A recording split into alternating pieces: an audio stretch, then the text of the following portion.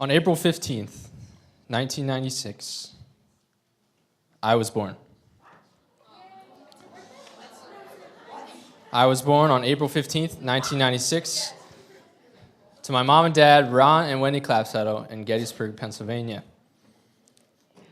I was a heavy baby. I was 10 pounds.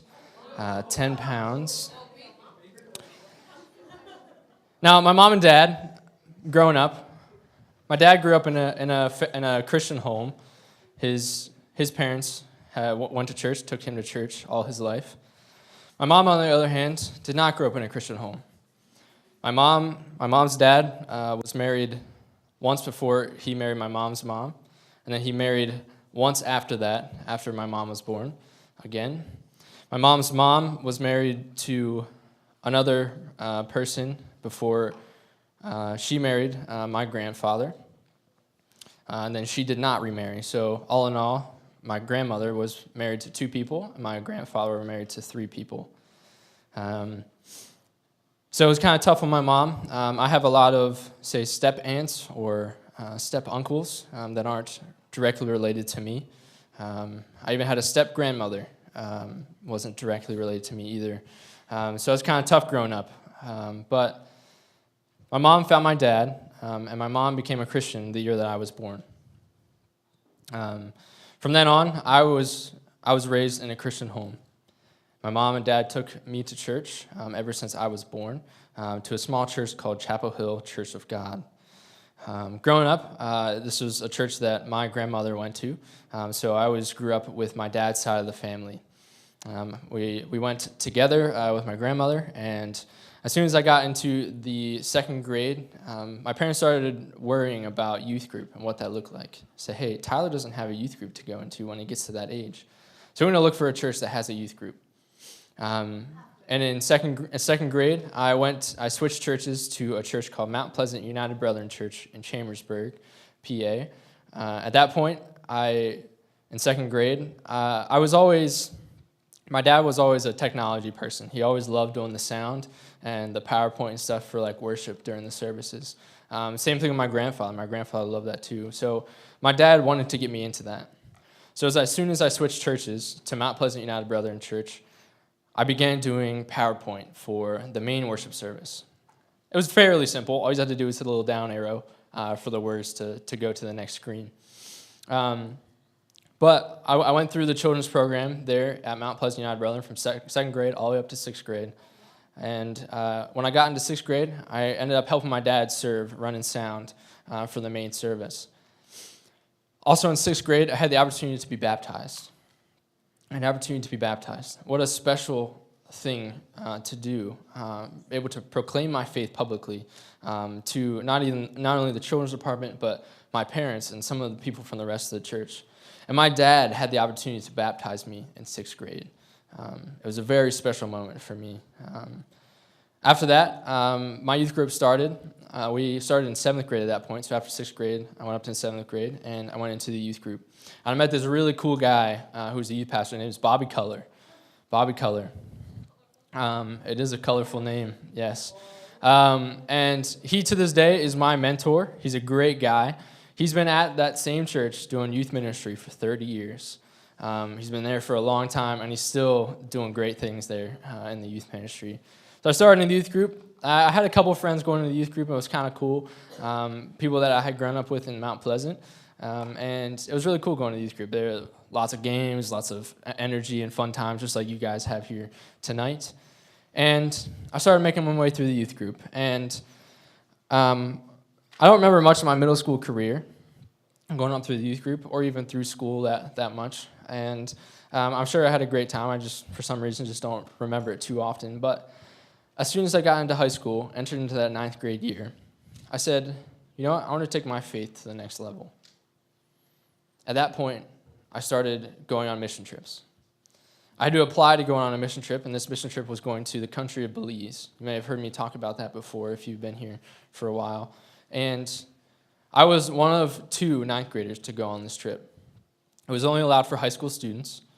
So I was one of 2 9th graders to go on this trip. And my youth pastor, Bobby, thought I was mature enough to go onto this trip. I was responsible for teaching a class of 9 to 12-year-olds when we got down to the country of Belize. And we would take a bus 45 minutes towards the shore, and we would put on Vacation Bible School for the community of Dangriga in Belize. At this point, there was 4 of us teachers. It was myself, it was my mom, and it was my uncle. It was a really good friend of mine. 4 of us were teaching the 9 to 12-year-olds. The first day, we had 90 kids. 90 kids for the 4 of us to man and teach all by ourselves. It was a great time. I say that very sarcastically. These 90 kids were off the wall with energy, going crazy. We got through the week, and I said, you know what? I really need to step up my game. That wasn't the best that I could have been. I could have taught a lot better. I stumbled over my words. I was afraid to do some of the things that I was asked. So 10th grade, I applied again to the mission trip for Belize. This year, I was determined to change it around, to do a little better. I had a little bit of experience based off the people that were going for the first year, and that was really helpful for me. So I went down and I taught the same age group. We had a little less kids, but it was still a great time. 11th grade came along, and I started dating a girl from church. From Belize. No, started dating a girl from church. No, this is not my wife, actually. Whoa.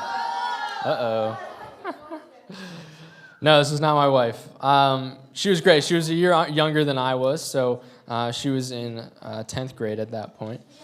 And met her family. Her family was great, a great Christian family, and we began our relationship through that time. I'm not saying it was a perfect relationship, because it wasn't.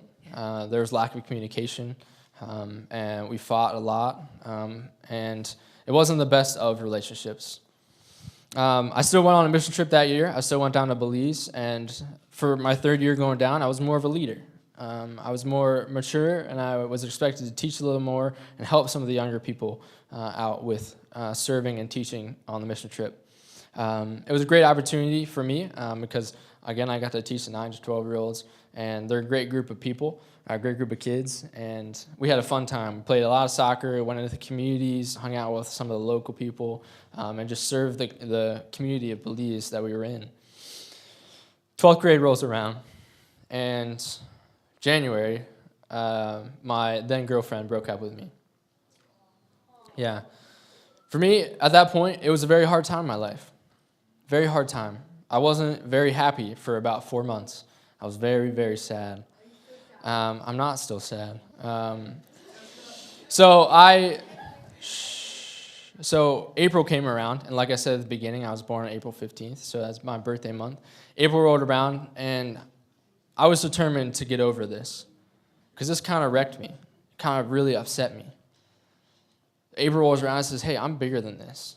I have bigger and better things to look forward to and aim my sights on. So at that point, I was determined to look ahead and look into the future. And that's what I did. Senior year was ending. I was in 12th grade at that point. Senior year was ending, so I was looking forward to college. It was hard. It was a hard road trying to decide which college I was going to go to. I wanted to go to a school that was Christian because I believe that was a good opportunity for me. I also wanted to play football because I love playing football. But I also wanted to do architecture. I wanted to design houses, design buildings, what the layouts look like, all the structures and what that looks like. I was good at math. I did a lot of that stuff in high school. So I began looking for colleges, and believe it or not, there is no Christian school that has football that has architecture. None. Nowhere in the United States. I was like, well, all right, I guess that is a closed door. So I began looking wider. I looked at public schools. I even applied to places like Carnegie Mellon, Drexel University. I even applied to Princeton University and was about this close to getting in. This close. Crazy, right? And none of those schools panned out. So I was kind of stuck. I was like, I don't know what I'm going to do. So I talked to my buddy that I had gone to church with, that I've gone to mission trips with. He was like, hey, you should check out the school Geneva. I was like, oh, okay. So I checked it out. And they had civil engineering. Civil engineering, if you don't know, is very similar to architecture. It involves the same things, like designing bigger buildings, not necessarily houses, but math, and a lot of things that I enjoyed. So I was like, yeah, I'll give it a shot. They had football. I could go play football. It was a Christian school, so I can go have that aspect in college. So I applied and got in. Woohoo! Got into college. Yeah. So the summer came around, and I needed to get in shape for football. So I started getting in shape for football. I started lifting. I started running a lot. I was getting in shape for football. And then I got a text message from my ex-girlfriend.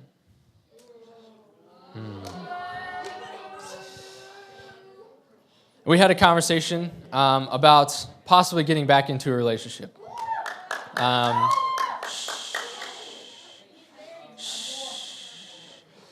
And at that point, I said no. I said no. All right.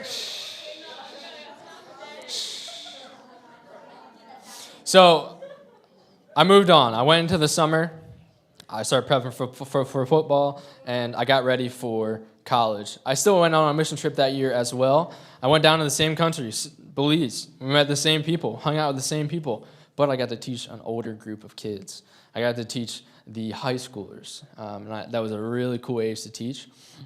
They were kind of quiet and didn't really want to talk to me or any of the leaders, but we started hung out with them and played a bunch of soccer because they love soccer in Belize.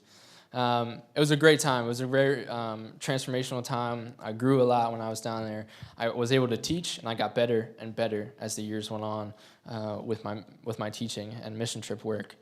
I went to Geneva, freshman year, civil engineering. I was like, woohoo, civil engineering. I'm all by myself at Geneva. I can do whatever I want. So that's what I did. Did whatever I want, hung out with all the people that I wanted to. I stayed up super late, like 4 a.m. sometimes, way too late. And then I had an 8 a.m. class the next day. I still made it, still went to class. You know, I was living life out here.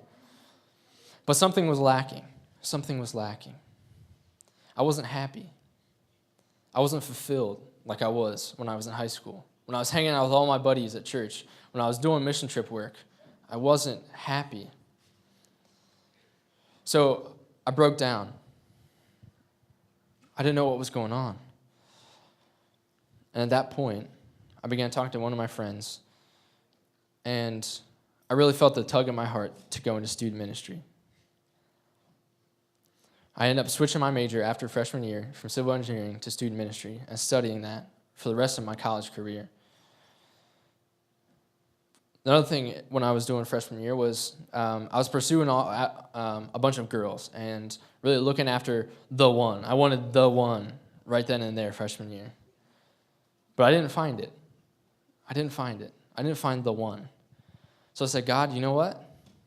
I'm not going to stop. I'm just going to stop looking. I'm going to focus on what I need to focus on student ministry and studying your word, studying 4 classes, and hanging out with all of my friends. So that's what I did. And sophomore year comes around, and I stopped playing football. I didn't want to do it anymore. I wasn't getting the playing time that I wanted. I wanted to focus more on student ministry and serving. And that's when I first came here to Pathway. Yeah. Back a long time ago, about 3 years ago, I started coming here. Yeah, about 3 years ago, I started coming. I started volunteering and serving here. And that's what I really wanted to focus on. I really wanted to focus on student ministry and serving. I stopped playing football, and then I met this girl named Kristen. I don't know who she is. But we started dating and hanging out, and it was kind of cool. She was a really cool person.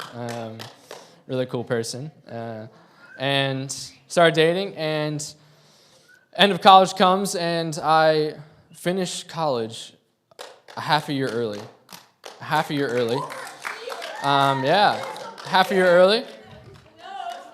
And at that point, I had asked Kristen to marry me as well. And we went and got Mexican food afterwards, after I asked her, because we can, yeah. just because we can. And here I am today. We are married. We got married about a month and a half ago. And here I am standing before you guys. So what did I just do? What did I just tell you?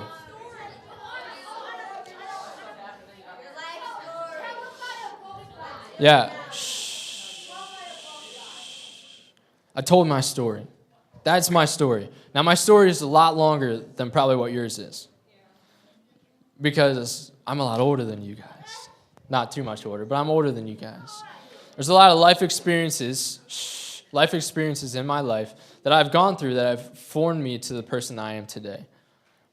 So today we're going to be talking about telling your story. And this is the big idea I want you to leave with. If you don't remember anything else tonight, remember this. Tell your story. It could change someone's life. Tell your story. It could change someone's life. There's a couple of things that I want us to really focus on and understand as we begin to think about telling our story. And the first one is this, and I'm going to read a couple passages in 1 Peter chapter 3, verse 13 to 17. It says this. It says, "Now, who will want to harm you if you are eager to do good?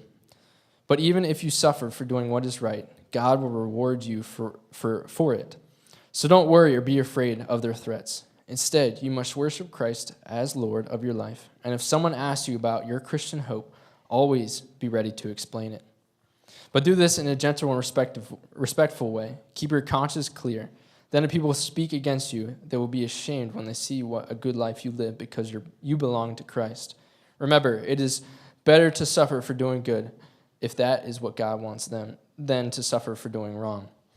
So there's a lot of stuff in there, but I want us to focus on verse 15. I'm going to read verse 15 for you. It says, "Instead, you must worship Christ as your Lord of your life. And if someone asks about your Christian hope, always be ready to explain it." So that's the question. Are you ready to explain your Christian hope? Are you ready to explain your story to anybody that asks? If you're not, let's focus on this. Be prepared to tell your story. Be prepared to tell your story. Have you ever not been prepared for something? Maybe like a test or unexpected, like someone jumps out at you. Or maybe you're watching on TV and you see something, you're like, whoa, I didn't expect that. Whoa.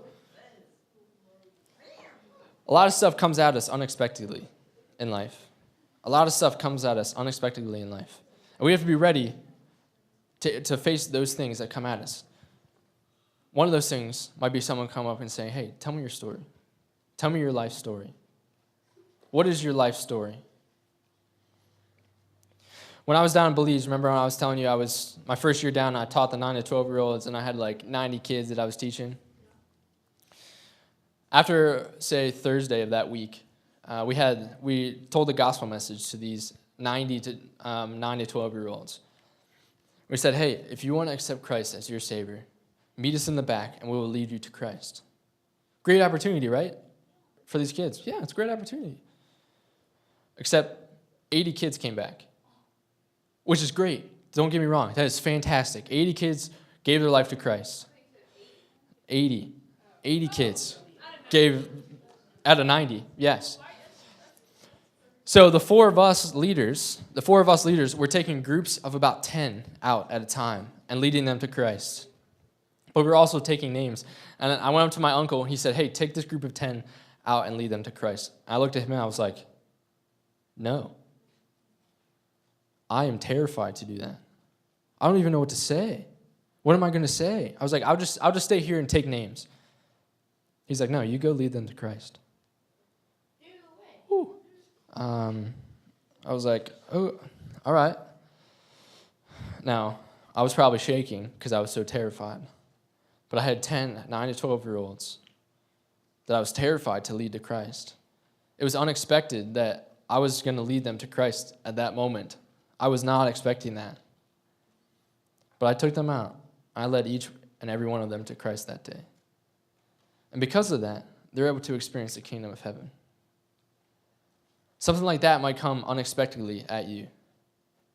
Someone might come say, "Hey, go do this for God." Or, hey, tell me your story. How did you get to be a Christian? Are you ready to tell your story? Remember what Peter says in his book. And if someone asks you about your Christian hope, always be ready to explain it. Always be ready to explain it. Now, there's another piece to this, and it's simply this. Tell your story. This might be a terrifying thing for you, to tell your story. Getting up in front of people, saying, hey, this is how I came to Christian faith. Or, hey, this is what I've gone through in my life. It might be very difficult for you, nerve-wracking for you. But, like Peter says, we always have to be ready to tell our story. When I was in 8th grade, like some of you guys, I had to get up and public speak for the first time. Woo. It was kind of terrifying. We had like a little practice round where I went up and stood in front of the podium, and I looked out onto the giant auditorium that we had. I was like, whoa, okay. I was supposed to say my name and said, hi, I'm Tyler Clapsaddle. And then I walked out the stage. That was a terrifying moment in my life, because that was the first time I had to speak in front of the entire 8th grade, which was a lot because I went to public school. This might be an opportunity for you right here to get up and tell your story. It might be kind of terrifying to do that. But I think God is calling us to do that, because remember a big idea. Tell your story. It could change someone's life. And if you're sitting here tonight, Jesus may have impacted your story in a small way. Jesus may have impacted your story in a small way. You might have grown up as a Christian all through church. You know all the Bible stories. You went through the kids section, now you're here in the youth wing, and you might have known Christ all your life, just like I did. Or you might have come to Christ later in life. Or you might not even know Christ tonight. But if you're sitting here tonight, I guarantee you that Jesus either has changed your life, will change your life, or is still changing your life. Jesus is a huge part of your story. And you have to remember that going forward as you tell your story. So I know I'm running kind of long, but I think this is super important. And I think I might lean towards this instead of doing a game tonight, because I think it's this important. But you guys remember those small groups you were just in. We're going to get back into those. And I simply want you to practice. Practice telling your story. You might have never told your story before about how you became a Christian, how you know Christ, what your family looks like, the stuff that's going on in your life. Here's an opportunity. I'm giving you an opportunity to practice that. If you're scared to tell your story, it's okay. There's a lot of people that are scared. You're not the only one. I promise. But this is an opportunity for you to get all those nerves out so that when someone does come to you, you're ready to tell your story. All right? We're going to have leaders in each group that are going to help you if you get stuck. And I'm going to have a prompt up here that's going to give you some topics to talk about so it's a little easier for you, okay? Telling your story. Remember, our big idea, tell your story. It could change someone's life. It could affect somebody in a huge way. They could hear about Jesus for the first time because you tell your story. I think that's pretty cool. So let's go practice. Let me pray, and we're going to go practice. Dear Heavenly Father, thank you for this night that we can just learn about stories and what that looks like and how powerful they are and how they keep our attention. I just pray that you would give these students some courage and some boldness to tell their story tonight. Help them to shake off all the nerves and just talk to the people around them about themselves and about their story. We love you, Lord. Amen. So go ahead and get into those groups that you were just in, and I'll give you some instructions from there.